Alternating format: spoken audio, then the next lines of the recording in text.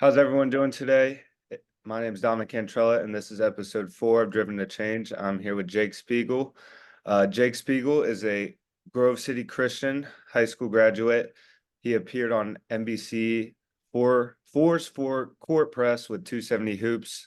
He made a documentary film, Talk of the Town, aired in theaters, and while raising $10,000 in scholarship money for 5 high school seniors. Just recently graduated Otterbein University in the business department, graduated in the top 2% of his class, and doing many different things with 270 and videography. He's also a small business owner, and works again in video. Jake, how you doing today? Good, man. Doing good. Just worked all day for my dad and getting getting in the real world now after graduation. So I want to say congrats. I saw you this past weekend. I don't know if you remember, but I saw you for a little bit. But congrats again. So the first question I got for you is what I ask everybody, and it's when the last time you really like belly laughed. Just had a good time, really laughed. bro, probably you just mentioned it, but this probably last weekend, last weekend of college with all my friends. We were just clowning around for the whole week really because everybody's obviously a lot of my friends just being in my class and we had 4 years together, so we're all graduating and getting ready to get out of there. So we definitely had a fun weekend, made a lot of memories, and yeah, we definitely we laughed a lot. We had a good time for sure. So Well, I could tell when I was up there. I had a good time also. But so I want to talk about your videography, working with 270, and how you kind of got into that field of work and what really made you strive to get into that field of work. yeah, bro, I was actually just I always was a big basketball fan. Well, I just always liked sports growing up, like baseball, basketball, football. Just was always a sports fan, played sports, and Zach Fleer, who owns 270 Hoops, my eighth grade and freshman year of high school, my team had a pretty good team, which pretty good basketball team, which wasn't really like a common thing for us. So I would go to all the games and watch, and it was always really fun for me. And then, so Zach, who is still is like super popular in Columbus for like basketball and stuff, he came to a couple of our games, and I was like an eighth grader, and we were playing our rival, and our eighth grade team played like 2 games before, and super small like private school gym, and so I like DM'd him on Twitter and was like, "Hey man, like there's not gonna be any seats by the time you get here. I'll save you a seat." And so he came and sat next to me, and I just like picked his brain the whole time and followed him on Twitter. He followed me back, which I thought was like the coolest thing ever at the Right. time. And then my sophomore year, like towards the end of my sophomore year of high school, DM'd him on Instagram and said like, "Hey, if you need any help covering games, um, like if you need any help covering games during the tournament, I'd love to help you out. Like I just like what you guys do, and I think it'd be fun." And he told me, yeah, like for sure. I just did it as like volunteer for the last couple months of the season. And I was just like going at that point, going to games, writing articles, doing like tweets and stuff. And he thought I did a good job and let me do like some of the bigger games. And then the next year, my junior year, I did that full time throughout the season, just going to games, tweeting, writing articles. Then, like right before my senior year, I wanted to get like just a cheap camera so I could take photos to like Mm. have with the articles. But so I wanted to do that. And then my dad, this is a crazy story. I should have prefaced this. Is like this is an insane story if I got into this. But so my dad got like a package in the mail from eBay, and it was a camera. And he was like, "Yeah, well, I got this camera. Like, I'm gonna sell it to a kid who I went to high school with. His dad was like a photographer for the Dispatch." So I texted Jason Mora, who works 270 Hoops. I was like, "Yeah, like I'm gonna get a camera, and we got this one for free. Like the guy just sent it to us. We didn't buy Right. it. Like it had to be an accident." And he was like, "No, don't sell that. Like it's a really nice camera. If you're gonna sell it, like sell it to me, basically." Right. Right. And so I kept it and started doing videos eventually. Then really like during COVID when I had all the time in the world. I started editing videos more and just really enjoyed it and kept doing it. And yeah, kind of just like a crazy thing that happened now that I do it all the time. That's kind of how I got my first camera. Crazy coincidence. Yeah, Um, and I still use that camera today. So yeah, it's a nice camera. I remember seeing you filming the games on the sideline when I was playing. I was like, damn, that's a pretty nice camera. So were you mostly self-taught, or did Zach help you kind of guide you, or who were some of your mentors during this process? yeah, for sure. Zach didn't really start doing video stuff until I did, or maybe a little later, but he helped me a lot with the articles and tweets and stuff. And then Jason Moore, who I just mentioned, he helped me a lot. I would just always pick his brain, and like the first time I learned how to edit a video, he sent me like a whole manual with like, here's Mhm. how you do it. And then other than that, I was also like self-taught. Like if I was learning how to do something, just look it up on YouTube and just mess around with stuff. And then yeah, a lot of people though that I would always like look up to, like Steve Newton, who does Third Coast Hoops in Cleveland. Mhm. He does kind of like the old, like I'm sure you would know. I don't know, like I don't think everyone listening would know, but he does like the old school like hoop mixtape type style Right. videos. And I always loved those. So I started to do videos like that. And yeah, there's just like a lot of people. Darren Scarberry, he was a really big videographer in Columbus. He works for the Crew now. Just people that I've met along the way, just picking the brains of like people who were where I wanted to be at pretty much. Right, right. Well, that's pretty cool. I mean, that is a weird story how a random camera just kind of showed up, and then that's kind of how it all got Crazy. started. So I want to get into the high school basketball. So you film a lot of high school basketball, even college. I know you do work with Ohio State and Otterbein. Um, your work obviously involves creating videos for young athletes and professionals. How do you think your visual storytelling can contribute to people's mental health and well-being and also performance? Yeah, bro. I think it can definitely contribute a lot for sure because like it's really cool for kids, especially doing the 270 hoop stuff where it's like local to Columbus. It's really cool for kids to like see a video of themselves after they have a big game. So we always get kids messaging us like, "Thank you so much for coming to the game and like making the video. Like it means the world." And I think it's definitely a big confidence boost if like you're performing and you're being recognized. Like when I was in high school playing baseball, PBR Ohio was like the big baseball thing, and Right. anytime they would like come to one of our games, I would be checking on Twitter after the game, like if they posted anything of me. So I think it definitely helps them. Like I said, just like if you perform well and we post something you like, your hard work's being recognized, especially for the kids. Like obviously, some of the players we film are kids who are like really popular and get a lot of love all the time, but Right. especially for the kids who like they might have only got one video in their whole high school career, but like it meant the world to them pretty much. Exactly. Yeah. I mean, I know you've worked with athletes like Malachi Branham, um, and a lot of the OSU athletes. How is building connections with them, and what I mean, that's got to be surreal, having a connection with Oh them yeah. player through videography. Like, can you talk about that a little bit? How this is helping you build connections? Yeah, definitely, bro. I mean, like for me, that's always the advice I give to like young kids now who are wanting to get into it. I'm like, you got to do good work and stuff like that. But I always tell kids too, like, just be professional. Like, just be professional in what you do. When you meet somebody, especially if like it's somebody who you look up to, just like shake their hand, be respectful, don't act like some dumb young kid, and just like introduce yourself, tell them what you do, try to connect with them. And then, I mean, yeah, there's just like tons of connections that I've made that have led to more connections and led to more connections. Like Jason, who works for 270 Hoops, he works for Slam too. And Darren, who I mentioned earlier, used to work at Slam full time.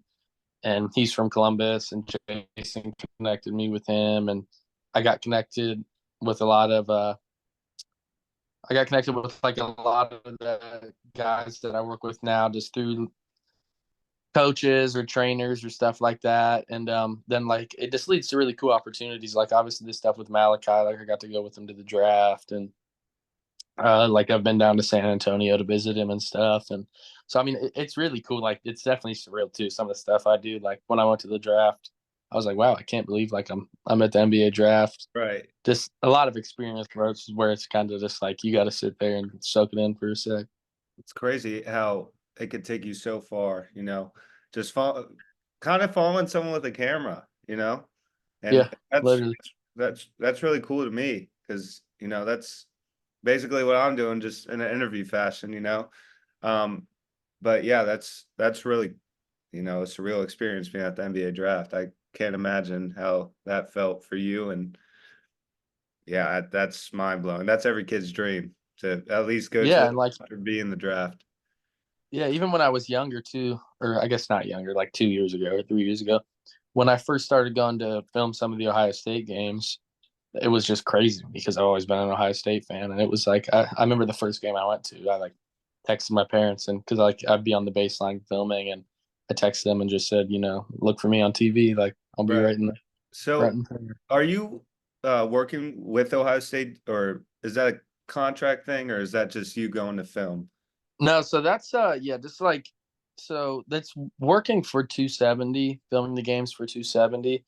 And so we actually had a kid who worked for 270 that ended up for a couple years working in the office with like the guy who basically controls who can get a media pass and who can't. Right. So he plugged me in a little bit, and then it was Malachi's freshman year when I started going to the games, and he put in a word for me. And then the guy who does that approves all that stuff, Gary Pettit is his name. He's like just a really good dude, and Mhm. he's been able to keep letting me come the last couple years. So Cool, cool. So I want to shift gears a little bit, more to the mental health side. Working with athletes at various stages of their careers, like high school, college, and pros, what are some of the common mental health challenges you've observed in each level, and how do you approach addressing them through your videography, or have you considered doing anything sort of mental health related in your videography?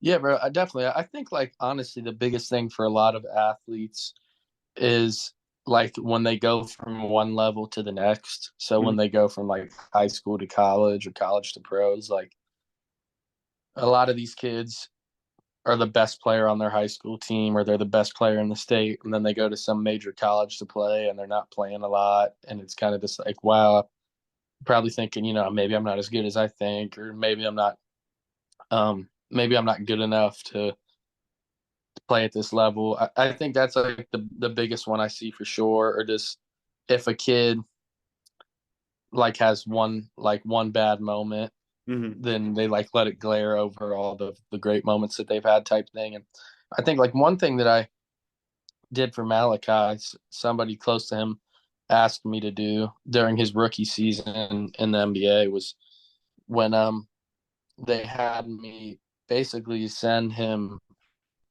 like I put together a bunch of audio clips, like no video, just like audio he could listen to before the game Mhm. of just like his best moments where like so just like somebody saying like Malachi Branham wins Mr. Basketball or like Malachi Branham Big Ten Freshman of the Year. So Right. I think just stuff like that is important for athletes to just when like I'm trying to think of the way to word it, but when you're like doubting yourself, when you're struggling, just to remember all the good things you've done instead of thinking so heavily on the situation that you're currently going through. Right. No, yeah, I agree. I mean, I remember when I was in college, sometimes I would watch my old high school highlights. So I Yeah. could remember I could play. So I totally understand that. Just being able to reassure yourself, as an athlete, because it could be stressful, uh, very high pressured. Um, so I want to talk about your documentary that you filmed and was in theaters. How was that? And the positive impact that could have had raising $10,000 for scholarship money for 5 athletes. Can you talk a little bit about that? Yes. So the cool thing actually is the kids that we raised the documentary was about two athletes, but the kids that we raised the money for were actually just students. So they weren't going to school to play or anything. But yeah, it was something where I did it with a few buddies of mine. Like the main two guys were myself and my buddy Nosa, who I've known for a few years. He does a lot of video stuff too. He has like his own company, and we kind of just came up with the idea. It was about Dalen Swain, who went to Afrocentric, and he plays at Xavier now, and Mhm. Tevin Royal, who went to Pick Central, and now he's at Ohio State. And Nosa came up with the idea and like pitched it to me. And when we first came up with it, he's a big thinker, like a big dreamer. And I was like, yeah, this is a great idea, but like in my head, I'm like, we're never actually gonna get this done. And then we just kept working on it, and it ended up being really cool. We got to show up in the theaters and stuff. And then I think what was really cool about the kids getting the scholarships is like Dalen and Devin were really popular in Columbus, Right. and a lot of kids looked up to them. And so it was really cool. Like Dalen, so we let them each pick a recipient and or at least like suggest. And so Dalen suggested that we give one to a kid that played on his high school team. Leonard Gore was his name, and Dalen was obviously like the star player, like one of the best players in Ohio. Leonard didn't really play, but Dalen was really close with him. And he Dalen plays at Xavier now, and Leonard's like a team manager.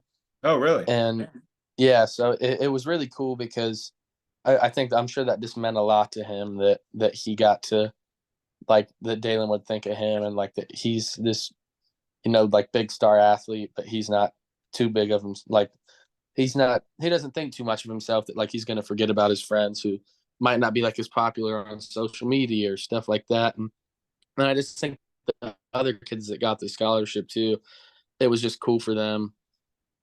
All these people came to obviously watch the documentary about Dalen and Devin, who were very popular, but all these kids got to be recognized in front of the crowd too. So I think that was probably really cool for them. Right, right. I mean, I personally have never watched it. So if you want to plug it, if it's out there somewhere, is it on YouTube or something? Yeah, yeah, it's on YouTube. It's called Talk of the Town. The YouTube channel it's on, it's called Underreported, but it's spelled like UNDRPTD. Okay. And yeah, so you should just be able to look it up. Like I think it's called like Talk of the Town official movie. It's it's like an hour and 15 minutes long, and I think the picture is like the thumbnail or whatever. I think it's like a picture of Dalen and Devin when they were babies. So Okay. that All right. Well, throws somebody off. everyone who's watching, go check that out.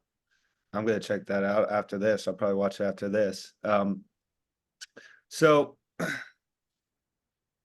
what was I gonna ask next? For young athletes, and again, obviously being around the game a lot, do you have any advice or guidance you can give them going from high school to the next level? Just being around the game, being around high level athletes. What advice can you share to you know making that transition? Yeah, I think the biggest thing is just I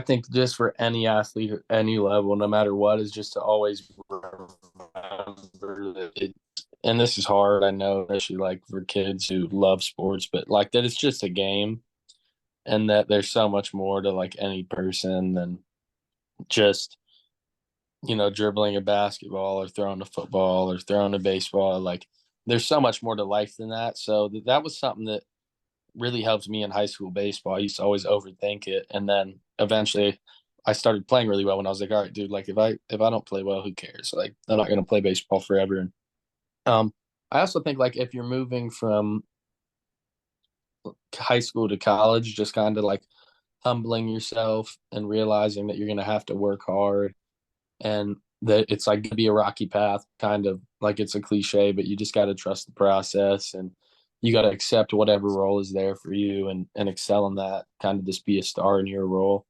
And then good things will come to you, I think, if you just stay the course. And there's going to be tough times, but kind of just making it through those, keeping a positive mindset.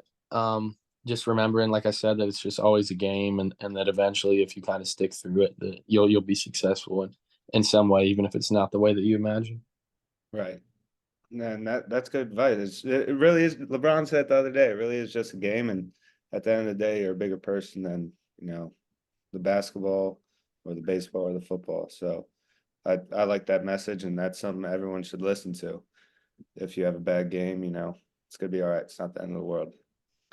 Um, so with going through your journey, did you ever have any like doubts or insecurities?